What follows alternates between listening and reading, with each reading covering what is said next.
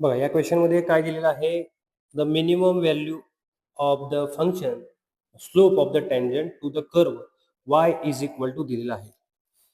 Question मध्ये बघा minimum value काढायचे स्लोप ऑफ टँजंटची. ठीक आहे.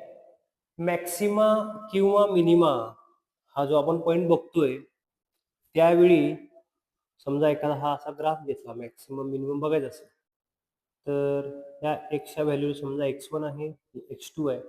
या x1 या व्हॅल्यूला x1च्या व्हॅल्यूला फंक्शन मिनिमम झालं, दॅट इज त्याचा जो स्लोप आहे, त्या स्लोप ऑफ टँजंट म्हणा किंवा स्लोप म्हणा, तो कम्पेअर विथ आपण 0 करतो आणि x2 ही मिनिमम आहे समजा, तर ह्या व्हॅल्यूला सुद्धा तुमचा डेरिव्हेटिव्ह जो स्लोप आहे तो कम्पेअर विथ आपण 0 करतो.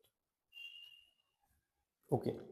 या क्वेश्चनमध्ये बघा आता आपल्याला मिनिमम व्हॅल्यू काढायची आहे स्लोप ऑफ द टँजंट या फंक्शनसाठी.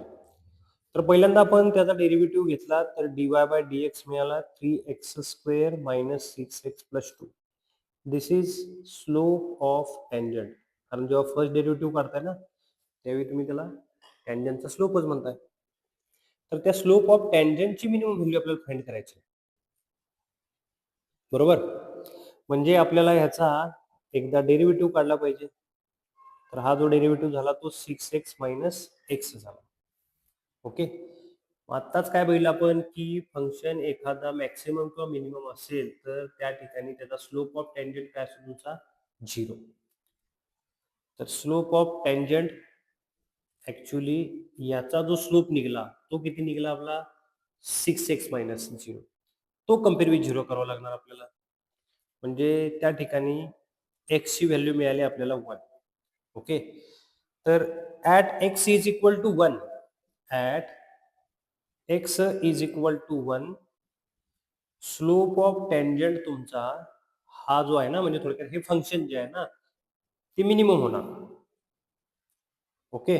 मग आता आपल्याला त्या क्वेश्चनमध्ये काय विचारले, त्याची मिनिमम व्हॅल्यू किती असणार हे विचारलं.